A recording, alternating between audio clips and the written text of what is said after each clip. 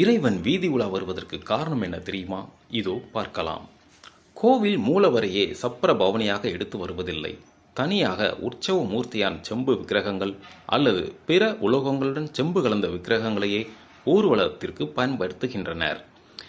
கோவில்களில் இறைவன் திரு வீதி உலா வருவதற்கு பல காரணங்கள் உள்ளது. நாம் பயன்படுத்தும் மின்சார வயருக்குள் செம்பு கம்பு இருக்கிறது. இது மின்சாரத்தை அதிவேகமாக கடத்தி விளக்குகளை எரிய வைக்கிறது, இயந்திரங்களை இயக்க வைக்கிறது. அதுபோல செம்பு விக்கிரகங்களின் அழகு அப்படியே நம்மை ஈர்த்து பக்தியில் திளைக்க வைக்கிறது. செம்பை தேய்க்க தேய்க்க அதன் பளபளப்பு கூடிக்கொண்டே இருக்கிறது. இறைசக்தி என்னும் மின்சாரம் பக்தனை அடைய அடைய அவன் பேரின்ப நிலையை விரைவாக அடைகிறான். இதற்காகவே வீதிகளில் சுவாமி பவனி வருவதை உருவாக்கினார்கள் என்பது அறிவியலாளர்களின் கருத்து.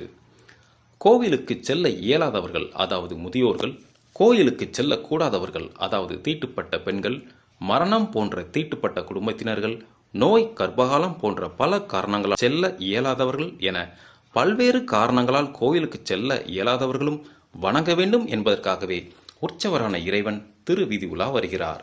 தீட்டுப்பட்டவர்களும் திரு வீதி உலா வருகிற உற்சவரான இறைவனை வணங்கலாம் என்பது குறிப்பிடத்தக்கது. உலாவரும் இறைவனுக்கு திருஷ்டியை நிவர்த்தி செய்த பின்பே மீண்டும் ஆலயத்திற்குள் எழுந்தருளச் செய்வார்கள். எனவே உற்சவர் இறைவனை யார் வேண்டுமானாலும் வணங்கலாம். அதற்கு தடையேதும் கிடையாது. அதனால் எந்த பாவமும் நேராது.